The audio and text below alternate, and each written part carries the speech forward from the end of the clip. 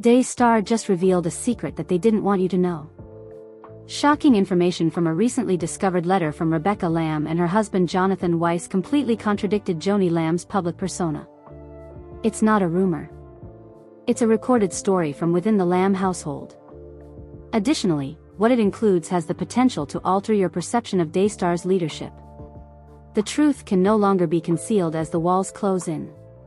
Joni Lamb stood in front of cameras for a long time, insisting that Pete was innocent. She said it clearly, confidently, and without hesitation in public comments, broadcasts, and interviews. The decision sounded definitive to her fans. There was no case if there was no proof. Furthermore, the claims could not be written off as lies or resentment because there was no proof. Then a letter appeared, and it wasn't just any letter. This one originated from within her own household. Jonathan Weiss, her son-in-law and her daughter Rebecca's husband, wrote it. And what it revealed stood in stark contrast to Joni's neatly presented tale. This was not guesswork, rumors, or gossip. It was not a hazy intuition or a rumor. Jonathan Weiss documented what he had directly witnessed. He had been there with Rebecca. They had observed Pete's actions toward the small daughter of Jonathan and Susie, which caused them great distress. The letter described instances in which Pete's interactions went too far, according to individuals who have read it. Affection and physical contact that no reasonable adult could just ignore, and that didn't seem benign. It is impossible to overestimate the importance of this. The premise that only Jonathan and Susie had an issue with Pete was the foundation of Joni's entire defense. She portrayed them as anomalies, the sole individuals creating noise, driven by something not the truth. Jonathan Weiss's remarks were extremely harmful because of this. The two lone accuser scenario would have ended right away if another family member, especially one who was married to her own daughter, had had the audacity to write it down and submit it to Daystar's board. It indicated that this was more than just a personal grudge or family conflict. It indicated that several people from inside the Lamb circle were witnesses. Additionally, the letter undermined one of Daystar's most effective weapons. The story that the brief suspension of the investigation was evidence that Pete had been exonerated. The network presented it as a vindication in public, even suggesting that God had intervened to protect him. However, Jonathan Weiss's story provided concrete proof that Pete was not viewed as innocent by all members of the family. It demonstrated that there were valid grounds to be concerned, if nothing else. Those who had accepted the official position were outraged when the letter was made public, even in small circles. People started questioned why, when someone in her own family had written something so grave, Joni would stand in front of her audience and say there was no proof. There was no technicality. This has nothing to do with disagreements about what proof is. There was a clear conflict here. According to her son-in-law, he had witnessed enough to think that anything was amiss. Jonathan Weiss's letter was powerful not only because of what it disclosed but also because of its source. One might always write off outsiders as prejudiced or ignorant. Jonathan Weiss, however, was not an outsider. He belonged to the family. He had been in the same house as everyone else, in the same rooms, at the same activities. His story dispelled the notion that the charges were only the chatter of irate family members. It convoluted, muddied, and made the entire story much more difficult to describe. However, in spite of the gravity of its contents, the cops never received the letter. The full impact of that judgment never made it to the judicial system, whether it was due to fear, allegiance, or some other factor. But its very existence altered everything in the court of public opinion. It exposed the severe misgivings that existed inside the family itself, beyond the polished exterior of Daystar's official story and behind the self-assured grins and united front. It is impossible to put that kind of truth back in the box once it has been revealed, even in small pieces. There was more to Jonathan Weiss's letter than paper and ink. It was the first indisputable evidence that Joni's account was incomplete. And for a lot of people, that was when the whole story started to unravel. The public was given a straightforward narrative for months. The Lambs were one family. In interviews and broadcasts, Joni Lamb made it apparent that Pete had only been accused of any misconduct by her son Jonathan and his wife Susie. She characterized them as the only ones who disagreed, implying that their charges sprang from private grievances, miscommunications, or even a desire to harm the ministry. It was a neat, well-structured story, and it worked for a time. Because they trusted Joni, viewers thought the family was together. Perhaps there was nothing wrong with it if there were only two persons who were worried. However, the truth was much more nuanced behind closed doors. At least two of Pete's actions have raised grave worries among Joni's 3 children and their spouses. Among them were Joni's husband Jonathan Weiss and her daughter Rebecca Lamb. They were not spectators. What they had witnessed in the early days had left them profoundly shocked. Several reports claim that they specifically assured Jonathan and Susie that they would support them through the entire process, even if the matter went to trial. This was no ordinary act of pity. It was an assurance of genuine public backing in the event that legal action was required. The United Front's reputation is totally damaged by Rebecca and Jonathan Weiss's initial aggressive stance. They obviously weren't on the same page, even though a united front implies that everyone is. At least 4 members of the family felt that Pete's actions were concerning enough to warrant discussion. Furthermore, this was not rumors spread by distant relatives. These individuals were sufficiently close to the inner circle to have personally witnessed events. How, therefore, was this reality buried? Silence is a key component.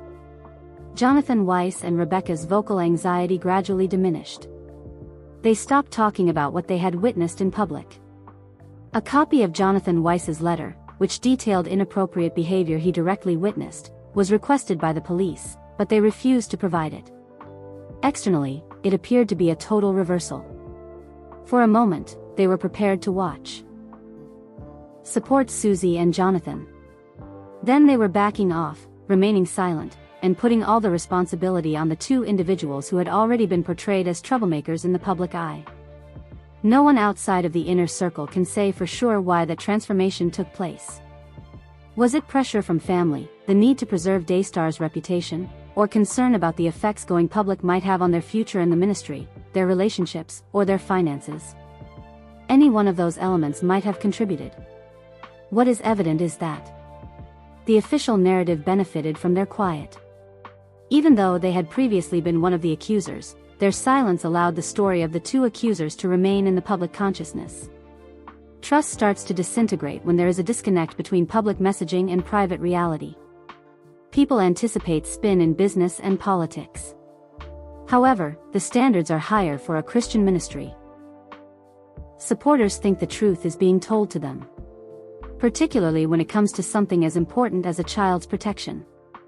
They feel betrayed when they find out that significant family voices were not included in the official narrative. The omission is just as harmful as a direct untruth. In addition to altering the family dynamic, the move from outspoken support to silence had an effect on the inquiry. An essential piece of testimony would never have been included in the official record if Jonathan Weiss's letter had not been in the hands of the police. Daystar found it simpler to maintain that Pete was innocent as a result. In this instance, silence wasn't neutral. The version of events Joni wanted the public to believe was aggressively maintained by it. And that is the crux of the problem. There was no united front. It was a meticulously cultivated delusion, one that necessitated the silence of some individuals and the concealment of some facts. Behind the confrontations, disputes, personal issues, and even written declarations that went against the official position were all present. These intricacies vanished in front of the cameras, to be replaced by a tidy, comforting narrative. This is what you get when you take out the PR language. There was no true familial unity. They were split not only by different points of view but also by the choices some made to keep the ministry's reputation intact rather than talk candidly about what they had witnessed. And after that, reality started to. However, it was hard to view Joni's united family claims without wondering what else had been altered, cropped, or removed to maintain the ideal image. There is more to the discrepancy between what was expressed in public and what was felt in private than meets the eye. It's the distinction between control and transparency. And in this instance, that distance speaks for itself, a story of stress, quiet, and the unsettling fact that, even in a family, harmony may occasionally be reduced to a show. Daystar's leadership appeared committed to controlling the public's perception of the problem from the moment the accusations against Pete were made public. The network quickly portrayed the police's brief suspension of the inquiry as evidence of Pete's innocence. They made polished, assured, and definitive public declarations.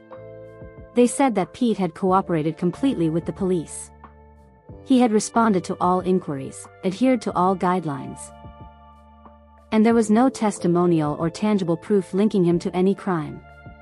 They portrayed it almost as a triumph, as though the lawsuit being halted was an obvious indication that Pete had been proven right and that the truth had won out, and that the truth was very different from what the public was being taught.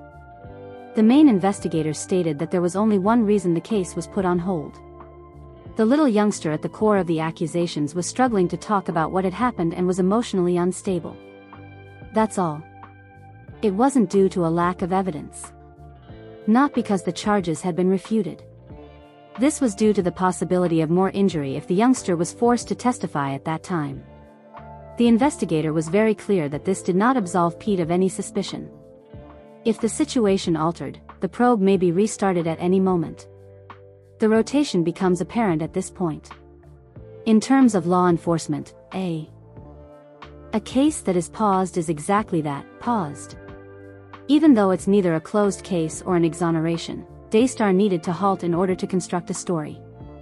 They were able to reinterpret the delay as something constructive, even divine, by omitting the cause.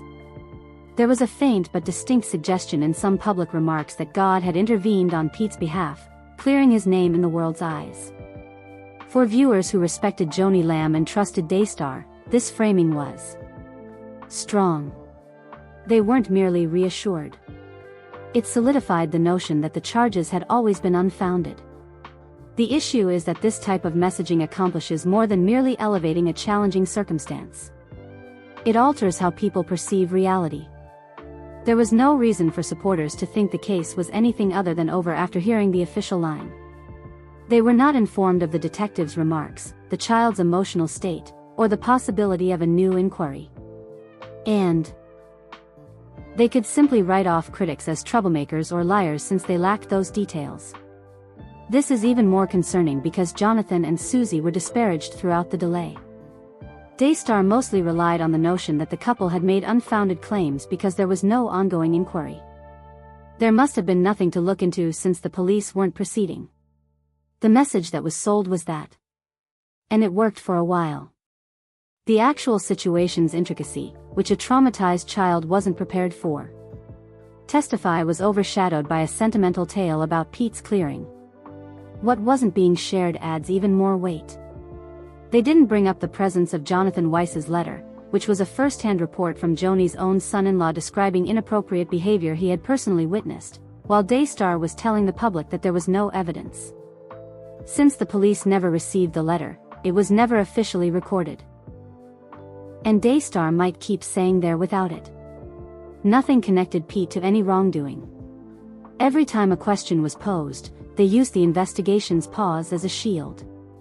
However, such a shield is only effective if people avoid looking too closely.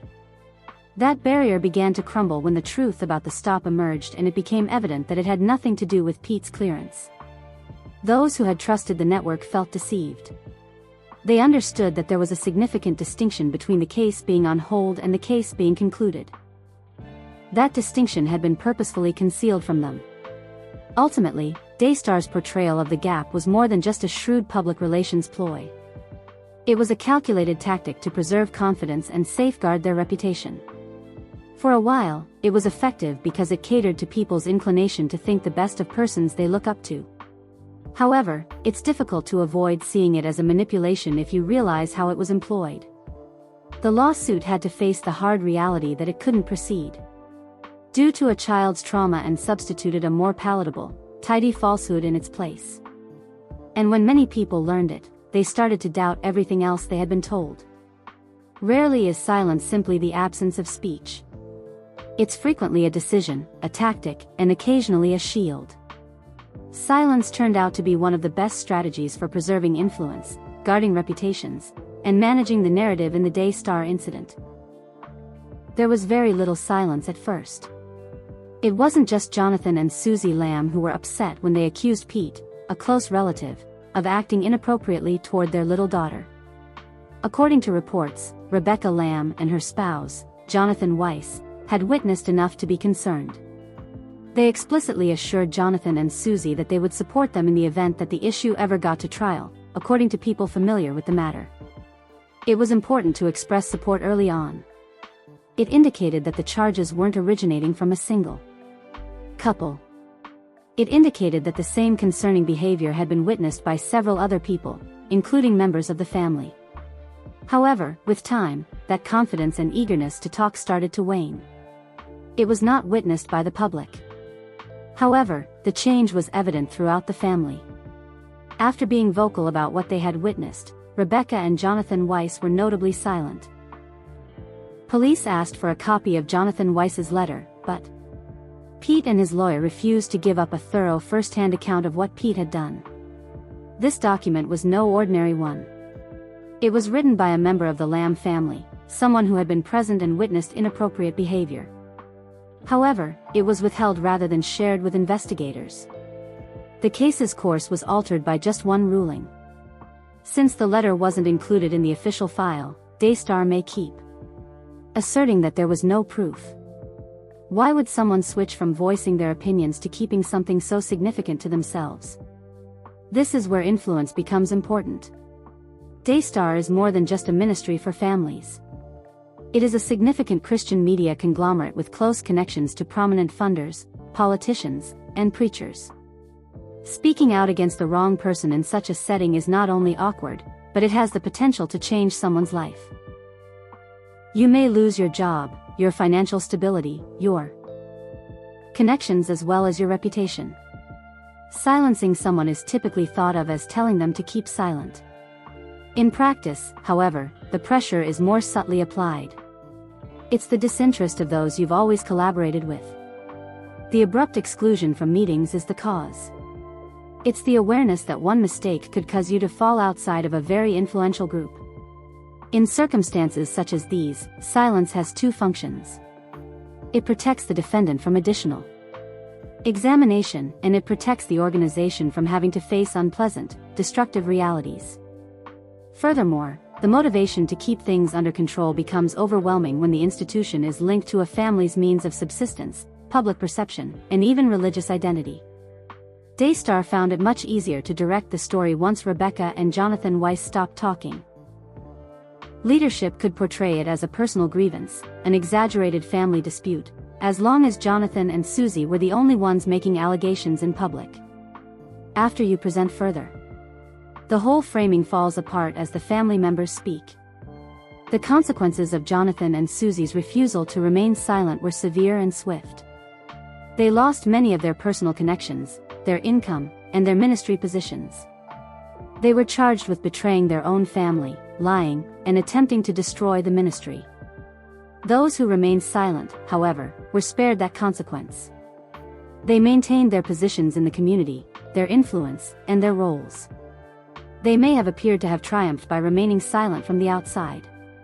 However, quiet has a price of its own. It's the ongoing burden of knowing that you should have spoken out when you observed anything wrong. Influence does more than only silent speech. It influences the narrative that is told. Daystar's official remarks were composed, assured, and comforting. The accusations were manufactured by them as unfounded, the halt in the investigation as evidence of Pete's innocence, and the entire matter as being an assault by resentful relatives. That framing remained uncontested as police did not have access to Jonathan Weiss's letter. Those who questioned the ministry could be written off as troublemakers, and supporters who trusted it had no cause to doubt it. Influence becomes hazardous at this point. It can skew reality in addition to protecting individuals. When a group that professes to support the truth abuses its influence, instead, it undermines trust in ways that might never be restored. Speaking up, however, seems nearly impossible under such a system. Though not usually stated directly, the threat is recognized. You will lose all you have worked so hard to build. The official account of events in the Daystar case lasted considerably longer than it should have because of the silence of those who were once willing to talk. The public was kept in the dark, and it provided the idea that the family stood together to protect Pete. For anyone else who might have been considering coming forward, it also conveyed a message. If you do, you'll be by yourself. Influence maintains itself in this way. Not only by using direct authority, but also by being afraid of losing the benefits that come with it. The saddest thing is that, although it may seem safer to keep quiet at the time, doing so has long-term consequences. The truth has a method of coming to light, and when it does, those who chose to remain silent must acknowledge that their decision contributed to its obscurity. That information remains. The moral cost is particularly greater in situations where there are claims of child abuse. Not only are you safeguarding a person or a brand, but you may also be permitting harm to continue unchecked. Jonathan and Susie were not the only ones who paid the price for keeping quiet in this case. Others also had to deal with the fallout from speaking up. Everyone who was entitled to know paid for it. All the facts, including the child who is at the heart of it. Her safety, her voice, and her opportunity for justice ought to have come first. Rather, influence facilitated brand protection. Furthermore, it is nearly impossible to reverse that decision once it has been taken. The Daystar tale serves as a warning that influence and quiet can be harmful when combined. Silence becomes desirable, even essential for survival, due to influence. Quiet, which in turn reinforces and safeguards that effect. The cycle may continue for years before the truth is revealed. And when it happens, it makes everyone who remains silent face the same issue. Was keeping the image safe? The cost of the truth is worth it.